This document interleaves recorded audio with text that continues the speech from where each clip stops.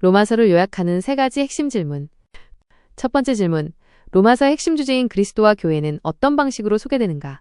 로마서는 머리이신 개인적인 그리스도가 어떻게 많은 지체들로 구성된 몸을 가진 단체적인 그리스도가 되는지, 어떻게 하나님의 원수이며 죄인인 우리가 그리스도의 일부분이 되며 그분의 한 몸을 이룰 수 있는가를 설명해 줍니다. 이 책은 그리스도인의 개인적인 삶과 교회 생활에 대한 완전한 정의와 개요를 보여줍니다. 두 번째 질문. 로마서에 나타난 완전한 구원에 대한 진리는 어떻게 생명과 건축, 그리고 그리스도와 교회와 관련되는가? 로마서의 전체 내용을 관통하는 세 가지 중심은 구원, 생명, 건축입니다. 구원 1장 1절부터 5장 11절, 9장 1절부터 11장 36절, 화해, 구속, 칭해, 화목, 선택과 미리 정하심을 포함하는 완전한 구원을 다룹니다. 영원 전에 하나님께서는 우리를 미리 정하셨습니다. 미리 정하신 다음 하나님은 우리를 불러주시고 우리를 구속하시고 우리를 의롭다 하시고 우리를 하나님과 화목하게 하셨습니다. 이와 같이 우리는 완전한 구원을 얻었습니다. 구속은 그리스도가 하나님 편에서 이룬 객관적인 것이고 구원은 그 구속이 우리에게 주관적인 체험이 된 것입니다. 생명 5장 12절부터 8장 39절.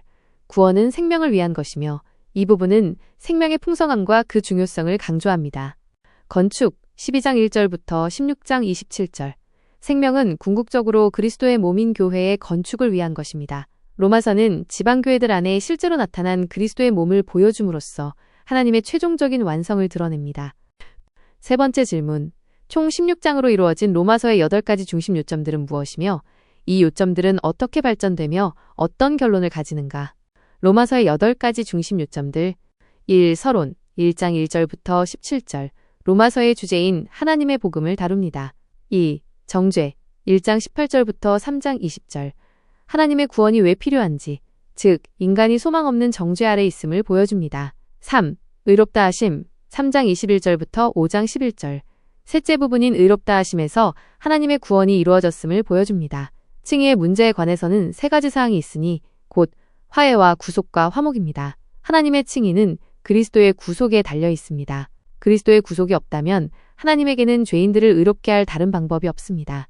그러므로 칭의는 구속에 달려 있습니다. 이 구속에서 중요한 것은 화해입니다. 화해는 그리스도의 구속의 중요한 부분인데 그 이유는 죄를 지은 우리가 하나님에게 많은 빚을 졌기 때문입니다.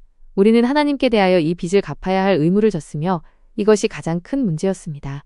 그러나 그 문제는 그리스도께서 우리의 화목제물이 되심으로 완전히 해결되었습니다. 이 화목제물이 하나님에 대한 우리의 문제를 해결해 주었기 때문에 우리가 구속된 것입니다. 그리스도의 구속을 근거로 해서 하나님께서는 쉽게 그리고 합법적으로 우리를 의롭게 하실 수 있습니다.